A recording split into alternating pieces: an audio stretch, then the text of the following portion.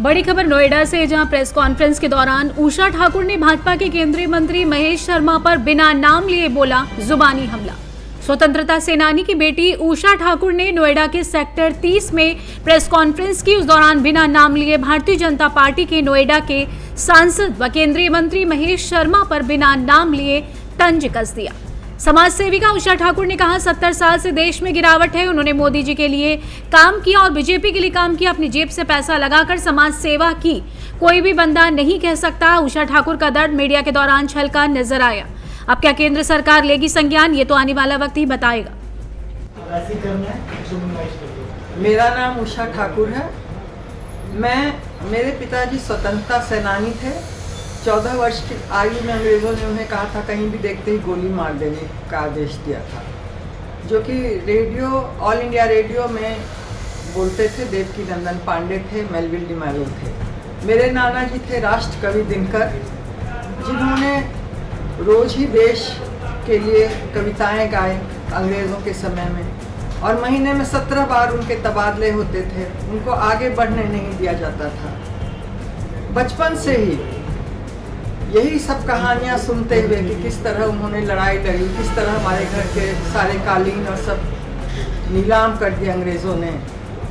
हमारे चाचा ताऊ सबको जेल ले गए। मेरे पिताजी 14 वर्ष के थे तो दादी को ब्रेन हैमरेज हो गया, चूँकि पूरे घर को ही उठा के ले गए थे अंग्रेज़, और वो ख़त्म हो गई उसी दौरान। नाना को तो बहुत ही बुरी हालत, जहाँ जाते थे वहीं पर एक कविताओं के द्वारा एक आंदोलन आरंभ हो जाता था, हंगामा होने लगता था, जिससे कि हर 2 दिन पर उनके तबादले होते थे। एक बेडिंग बना रहता था उनके लिए।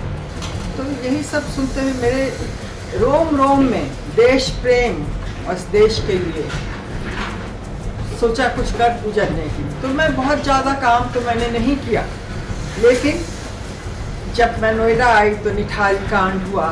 40 अंधी लड़कियों को माफिया से छुड़ा के उनको पढ़ा लिखा के 2 साल और उन सबको अब सेटल कराया, शादी ब्याह जहाँ कहीं नौकरी सब दिलाया।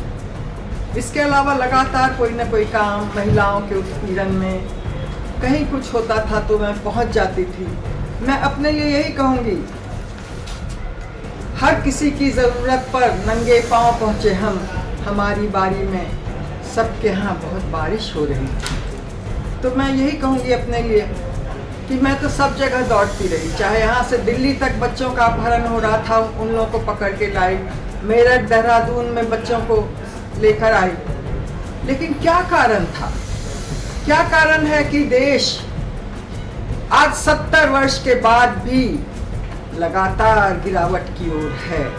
मानते हैं कि हमारी टेक्नोलॉजी बदल गई है, मानते हैं कि मेट्रो ट्रेन, सड़कें, इन सब ने गाँव को जोड़ दिया है, लेकिन क्या व्यवस्था में परिवर्तन आया? नहीं, क्योंकि ये व्यवस्था बनाने वाले कौन हैं? इस देश के सबसे मजबूत कौन लोग हैं?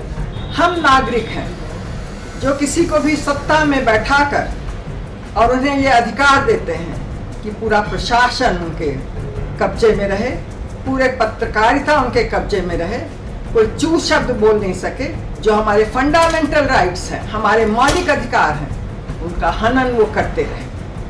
तो मैं आज तमाम नोएडा की जनता से यही कहूँगी कि मैंने लगातार मोदी जी के लिए, बीजेपी के लिए काम किया, और वो भी किसी से कहीं फंड लेके नहीं किया। जो मैंने समाज सेवा भी की, अपने घर से पैसे लगा के किए। कोई नोएडा का बंदा नहीं कह